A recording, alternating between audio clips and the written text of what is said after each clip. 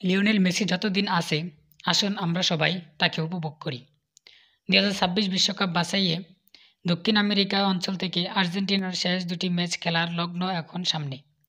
5 September Bangladesh সময় ভোরে Buenos এইরেসে ভেনেজুয়েলার মুখোমুখি হবে লিওনেল স্কালোনির দল।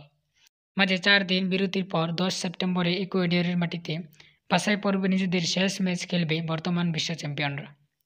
বাছাই পর্বের শেষ 2 রাউন্ডে সামনে রেখে সম্প্রতি টিএনটি স্পোর্টসের সাংবাদিক পাবলো জেরাল্ডকে সাক্ষাৎকার দেন আর্জেন্টিনার কোচ লিওনেল স্কালোনি। সেখানে তিনি লিওনেল মেসির ক্যারিয়ারে গুদিলি লগ্ন স্পেনের বিপক্ষে ফিনালিসিমা বিশ্বকাপে শিরোপা ধরে রাখার চ্যালেঞ্জ নিয়ে কথা বলেছেন। বুয়েন্স এইরিসে ভেনেজুয়েলার ম্যাচ দিয়ে মেসিকে ঘিরে আবেগের স্মরণ ঘটেছে আর্জেন্টাইন ফুটবল সমর্থকদের মধ্যে। 38 বছর বয়সী মেসির জাতীয় দল ক্যারিয়ারে বিশ্বকাপ বাছাই পর্বে ঘরের মাঠে এটাই শেষ ম্যাচ। কারণ 2026 বিশ্বকাপের পর তিনি অবসর নেওয়ার ইঙ্গিত আগেই দিয়েছেন। বিশ্বকাপ শুরুর আগে আর্জেন্টিনার বর্তমান সূচি বিবেচনায় নিলে ঘরের মাঠে জাতীয় দলের হয়ে ভেনেজুয়েলা ম্যাচটাই হতে পারে মেসির শেষ ম্যাচ। স্কালোনি এই নিয়ে বলেন, মেসি যতদিন আছে আসুন আমরা তাকে উপভোগ করি। ভবিষ্যৎ নিয়ে ভাববেন না, কখন অবসর নেবে সেই সিদ্ধান্ত নেওয়ার অধিকার ওরই আছে। মেসি এখনও মাঠে পার্থক্য করে দেয়, এটাই। আর গ্রেট খেলোয়াড়েরা সবসময় এমনই হয়।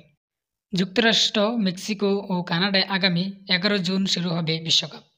তার আগে মার্চে ইউরোপিয়ান চ্যাম্পিয়ন স্পেনের বিপক্ষে ফিনালিসিমা ম্যাচে মুখোমুখি হবে দক্ষিণ আমেরিকান চ্যাম্পিয়ন দল আর্জেন্টিনা। কিছুদিন আগে দক্ষিণ আমেরিকা ফুটবলের নিয়ন্ত্রণ সংস্থা কনমেবল এ সূচি জানিয়েছে। ম্যাচটির তারিখ এখনও ঠিক করা হয়নি। স্কালোনি এই ম্যাচ নিয়ে জানিয়েছে, বিশ্বকাপ শুরুর কিছুদিন আগে ম্যাচটি খেলার ইচ্ছা তার আসলে নেই।